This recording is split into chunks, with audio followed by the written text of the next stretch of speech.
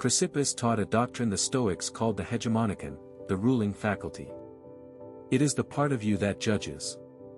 Not what happens, but what you say about what happens.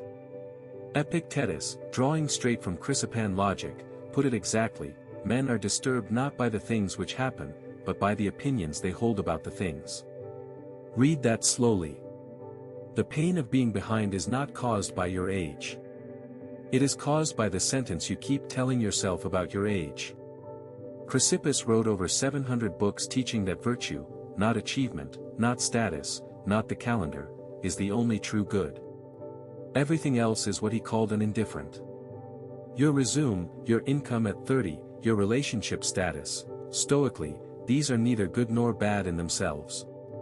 They become good or bad only in how you handle them. Which means the feeling of being behind is not a fact. It is a verdict you keep pronouncing on yourself. If this is landing, save this video. You will want to come back to it the next moment you catch yourself doing this. But that is only half the story. Because Chrysippus did not just teach this, he lived it, under conditions most of us would call total ruin. Chrysippus was born around 279 BCE in Soli, a small city in what is now southern Turkey. By ancient accounts, he was a long-distance runner, an athlete, not a scholar. Then he lost everything. His family inheritance was seized, most sources say by the state. At around 30 years old, he arrived in Athens with nothing. No fortune. No reputation. No head start. His peers had spent a decade building. He had spent a decade running in circles.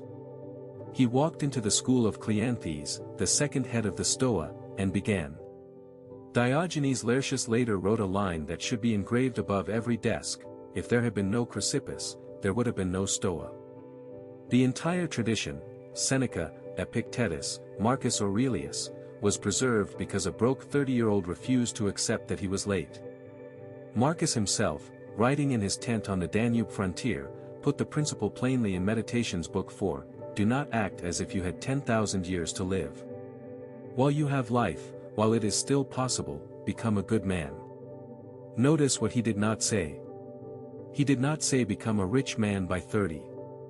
He did not say become a famous man by 30. Become a good man, starting now. And here is where it gets counterintuitive, because most people misread this as urgency. It is the exact opposite.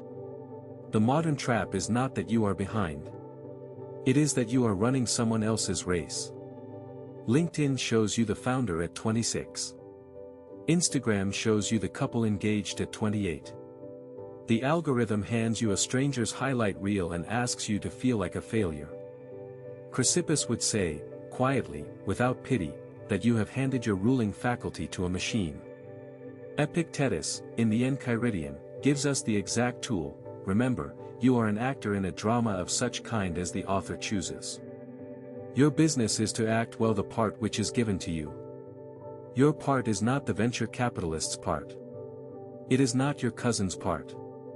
It is the one you are actually in, right now, this year, at this age, with this bank balance. Here is the practice, in 3 steps. First, each night, run Seneca's evening review from On Anger. Ask, what did I improve today? What did I resist? What did I let slip? Not what did I earn, what did I improve? Second, each morning, name one thing you can do today that no timeline, no algorithm, and no comparison can undo: one small act of virtue, one page written, one honest conversation. Third, when the comparison thought arrives, and it will, apply the Chrysippan test. Say to yourself, this is an external. It is neither good nor bad. Only my response is good or bad. Then respond well. Drop in the comments, at what age did you first feel behind, and what were you comparing yourself to? I read every one.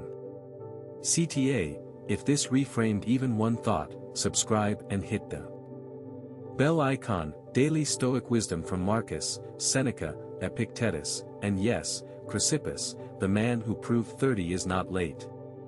But that is only half the story. The next part is where most people get this completely wrong. Outro, Chrysippus did not catch up. He redefined what catching up meant. He wrote 700 books not because he was rushing, but because he had stopped running someone else's race. That is the Stoic cure for feeling behind at 30. Not more speed. A different track. Today, one challenge: run the evening review before you sleep. One question, honestly answered. And if this hit, my video on Seneca's letter about wasting time will make even more sense now. He wrote it to a friend in his 30s, and the opening line will stop you cold. At 30, Chrysippus had lost everything: his inheritance, his career as a runner, his standing. He walked into the Stoa with nothing and became the philosopher who preserved Stoicism itself. In this video, we unpack the Stoic cure for the modern crisis of feeling behind at 30, drawing on Chrysippus, Marcus Aurelius, Epictetus, and Seneca. You will learn the doctrine of the hegemonikon, the ruling faculty that turns being late from a fact into a verdict you keep pronouncing on yourself. You will meet the historical Chrysippus and the specific practice he used to stop comparing his timeline to anyone else's. And you will walk away with a 3-step Stoic protocol you can run tonight to reclaim your ruling faculty from every algorithm designed to make you feel behind. Timestamps: midnight. The scroll stop hook 0:30. Why 30 was not late. 1 o'clock. The Stoic foundation, hegemonikon. 3 o'clock. Chrysippus, the bankrupt runner. 6 o'clock. The modern comparison trap. 7:30. The 3-step practice. 9 o'clock. One challenge for today. Subscribe for daily Stoic wisdom on Marcus Aurelius, Epictetus, Seneca, and the philosophy of a well-ordered life.